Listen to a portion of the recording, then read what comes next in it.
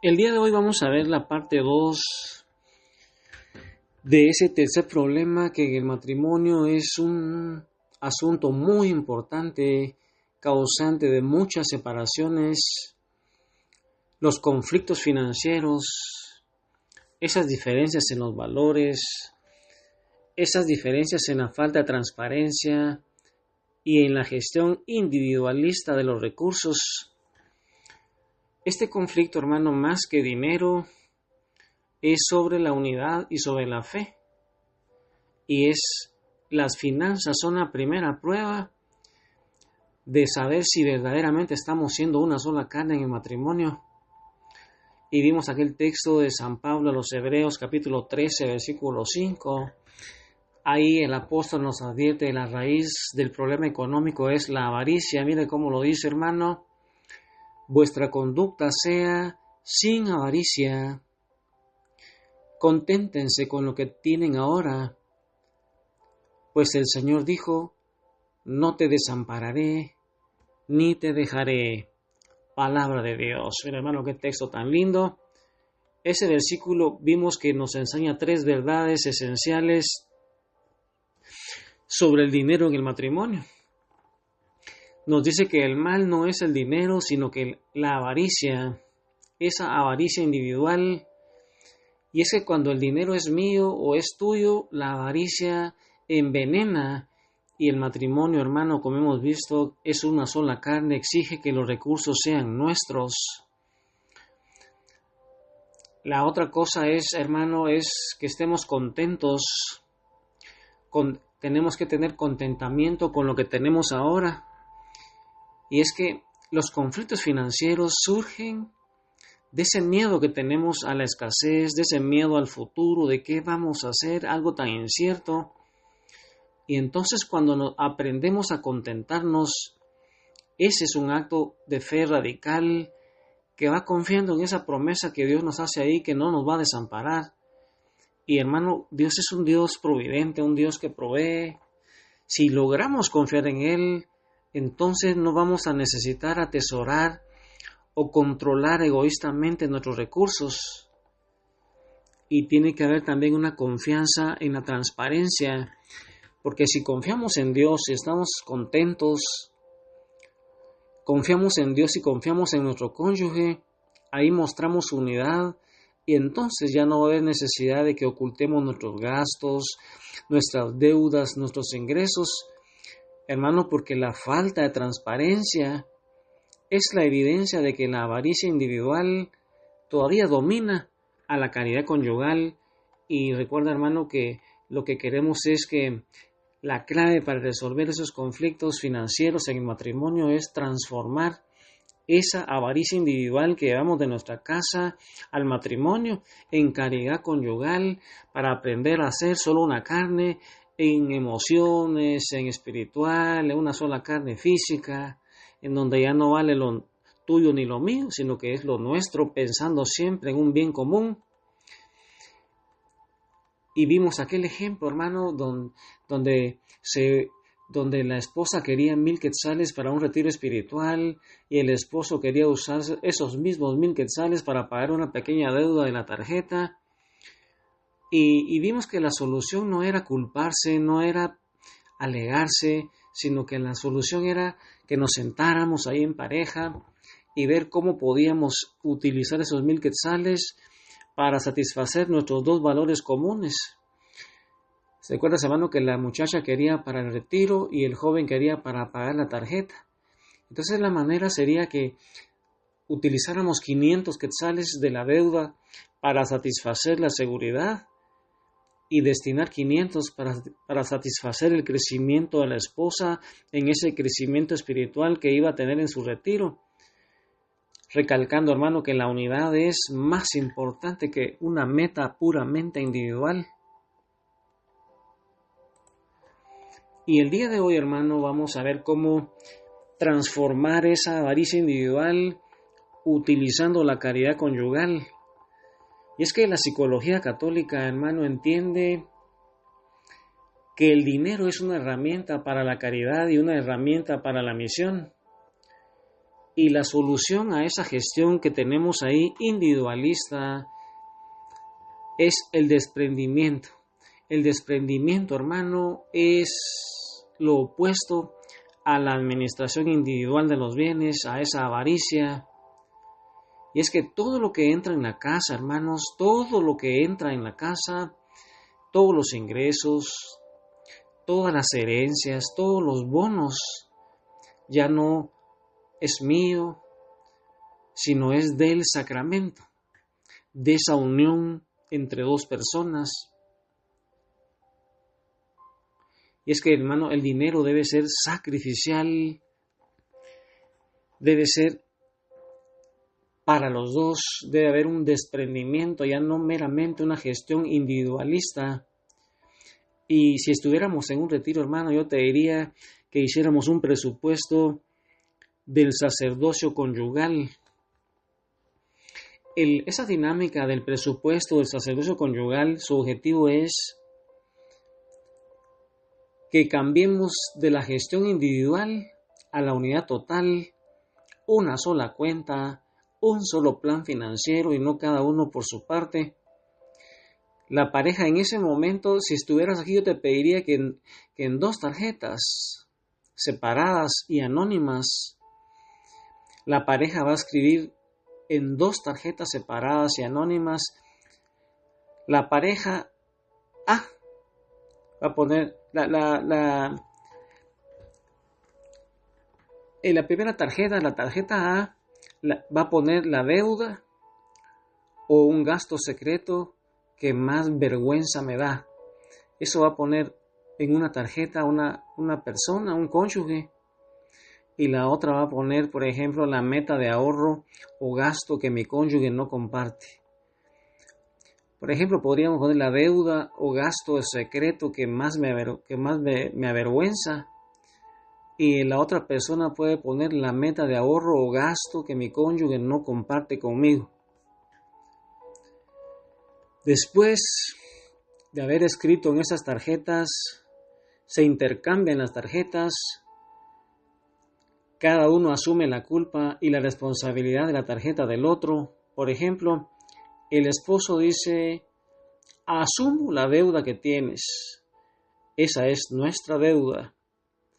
Y dice: ¿qué plan haremos nosotros para pagar nuestra deuda?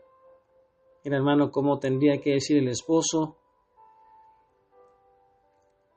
Y entonces abren una única cuenta corriente para todos los gastos y una única cuenta de ahorro. Imagina, hermano, solo una cuenta de ahorro y una única cuenta de ahorro y una de cuenta corriente. La única excepción es un pequeño fondo que podríamos hacer un fondo de discreción personal. Por ejemplo, podríamos poner 100 quetzales al mes en esa donde cada uno podría poner un fondo de discreción personal y que eso por la cantidad no requeriría consulta, no necesitaríamos llegar a un consenso en pareja, sino que cada uno podría hacerlo. Y este fondo de discreción satisface la necesidad psicológica de autonomía que tiene que tener la pareja, siempre y cuando el 95% restante se gestione en la unidad, así, hermano, haciendo una única cuenta corriente y única cuenta de ahorro. Mira, hermano, esa es una dinámica linda que en un retiro sería precioso después compartir.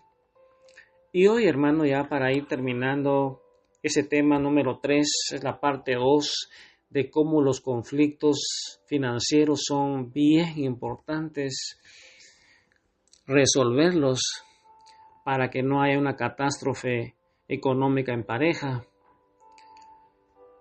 Yo te quiero pasar un cuestionario y ese cuestionario debe ser respondido ahí en la presencia de Jesús y debe ser respondido con mucha honestidad.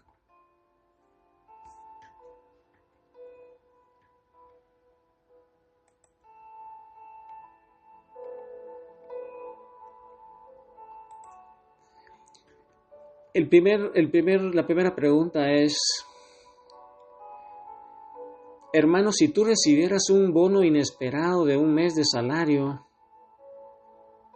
imagina que tú no esperas ese bono y te llega un bono de salario, ¿cuánto de ese dinero sientes que es automáticamente tuyo, hermano? Algo que tú podrías gastar sin consultarlo. Y con esa pregunta, hermano, básicamente lo que queremos es ver cuál es tu nivel de avaricia individual.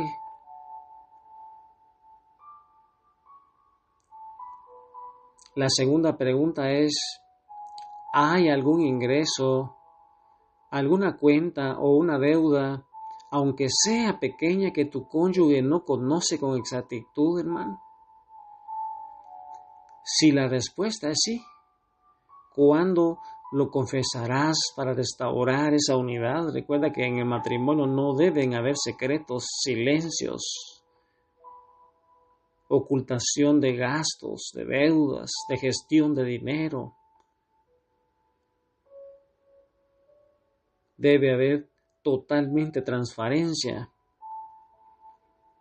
Y hermano, si el 70% de sus ingresos se destinaran al ahorro y a metas familiares, y el 30% restante se destinara a un fondo de discreción personal, a un fondo de diversión, ¿te sentirías satisfecho o satisfecha, hermano, hermana, o amargado, amargada? ¿Cómo te sentirías si el 70% fuera para los dos y un 30% restante para un fondo de discreción personal o de diversión? ¿Cómo te sentirías, hermano? ¿Satisfecho o amargado? Y la última pregunta, hermano, sería, aplicando la caridad, aplicando la edificación ahí en tu matrimonio, ¿qué sacrificio económico concreto puedes hacer este mes, hermano? ¿Qué sacrificio económico concreto puedes hacer este mes? Por ejemplo, cancelar una suscripción de algo que no sea útil, o no comprarte alguna cosa que pensabas para ti nada más. Y eso serviría para edificar el valor de seguridad o la meta de mi cónyuge. Hermano, ¿qué sacrificio económico concreto puedes hacer este mes para así edificar el valor de seguridad que tiene que tener tu pareja o la meta de tu cónyuge, hermano? ¿Qué sacrificio serías capaz de hacer? Y ahí, hermano, con ese texto lindo de San Pablo a los hebreos que somos nosotros ahora, imaginemos que que el Señor nos está hablando en esa pluma de San Pablo y nos dice que su conducta sea sin avaricia, no pensando en cosas individuales, sino en el bienestar común de los dos y de la familia. Conténtense con lo que tienen ahora, pues yo digo que nunca los voy a desamparar ni los voy a dejar. Y ahí, hermano, escuchando a Jesús, hoy es un buen momento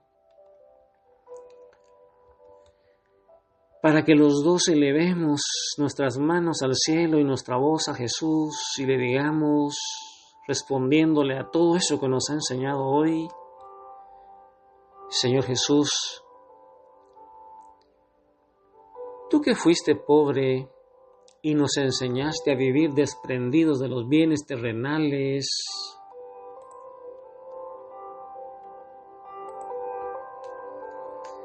mira nuestro matrimonio que lucha con la avaricia y el miedo.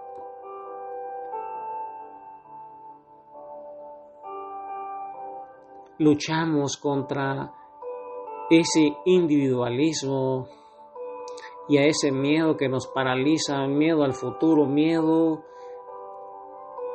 a no tener lo necesario. Hoy, Señor Jesús, te pedimos la gracia de estar contentos, según nos lo dice San Pablo en Hebreos 13:5. para que nuestro deseo de tener más no nos robe la paz de tenernos el uno al otro. Que no vivamos en el miedo a la escasez, sino en la confianza de tu providencia. Te suplicamos, Señor Jesús, transforma nuestra gestión individualista en esa caridad conyugal de sacrificarnos el uno por el otro para un bienestar común. Ayúdanos, Señor Jesús, para que no hayan cuentas secretas, sino que en nuestro matrimonio exista nada más una transparencia total que nos ayude a fortalecer nuestra alianza de una sola carne y que nuestros recursos sean administrados no para el egoísmo, sino para la misión y la edificación de nuestra iglesia doméstica, que es nuestra familia, Señor. Te lo pedimos, Padre, en el nombre de Jesús. Y hoy, hermano, con este canto lindo de una cantante llamada Verónica Sanfilippo, pidámosle a ese Padre bueno que derrame su gracia para que con ese poder de Dios podamos dejar el individualismo de la avaricia por la caridad conyugal, hermano, a seguir santificando nuestro matrimonio.